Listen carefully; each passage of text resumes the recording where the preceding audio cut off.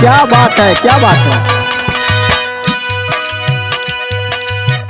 अच्छा भैया, हम भोजपुरी लोकगीत व बिरहा गाया कलाकार अखिलेश राजभर हरिओम म्यूजिक के बैनर तले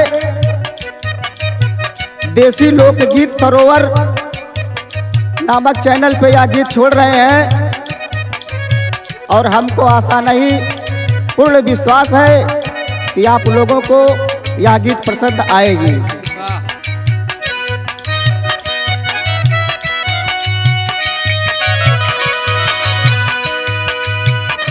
सुघर सावन हो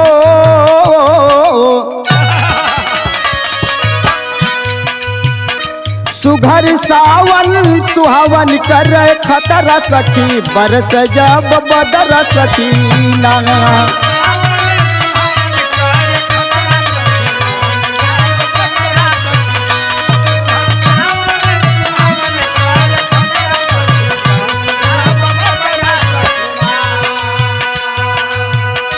मास्टर भैया, इस सावन के महीना मेहरारून बदे बहुत खतरनाक महीना हो।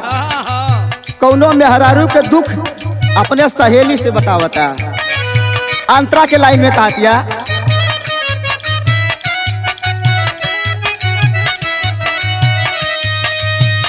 रिम झिम्बर सरोज पानी जालिम बस में ना जवानी।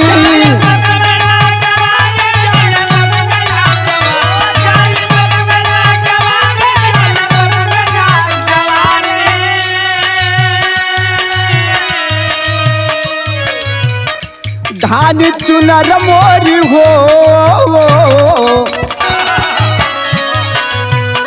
धान चुनर मोर भीग जाल अचर सखी बरस जब बदर सकीना।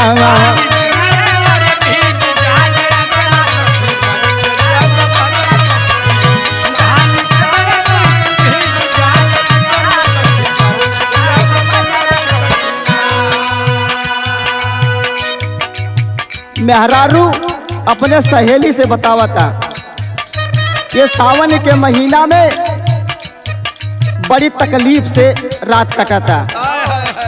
दूसरे अंतरा के लाइन में कहा दिया,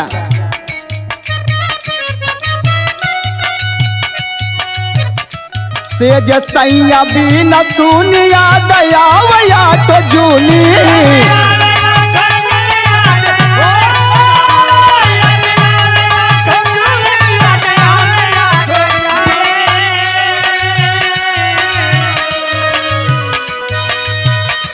गुनी मन में अपने हो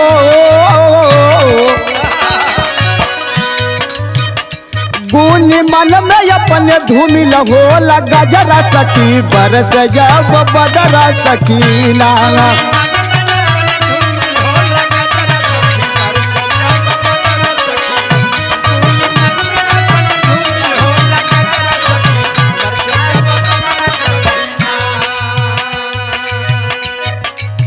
वो मेहरारू सहेली से कहा था। तीसरे अंतरा में का नाम है मास्टर,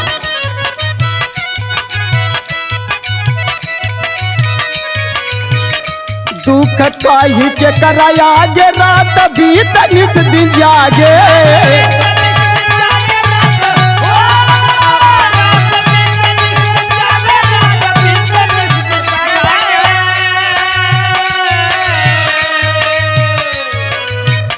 लागनी कनाही हो लागनी कना नदिया के नखरा सखी बरस जब बदरा सकीना।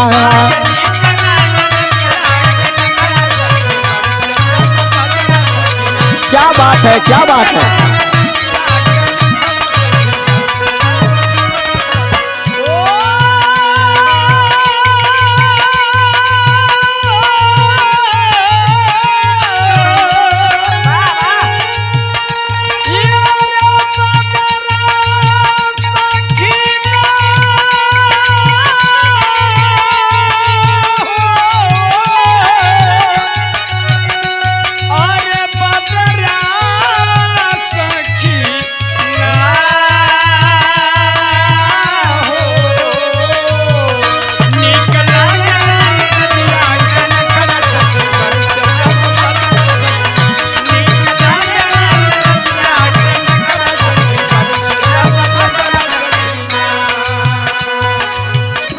चौथे लाइन में का नाम बा मास्टर जी। हमारे गुरु कवि भोला जी अपनी कलम से इस लाइन को सजाए हैं। कितना बढ़िया लिखे हैं हमारे कवि जी भोला जी ने। क्या लिखे मास्टर जी?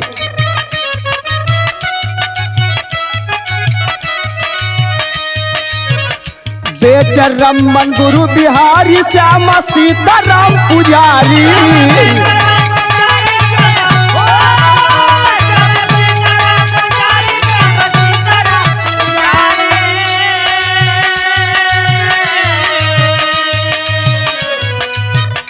भोला अखिलेश हो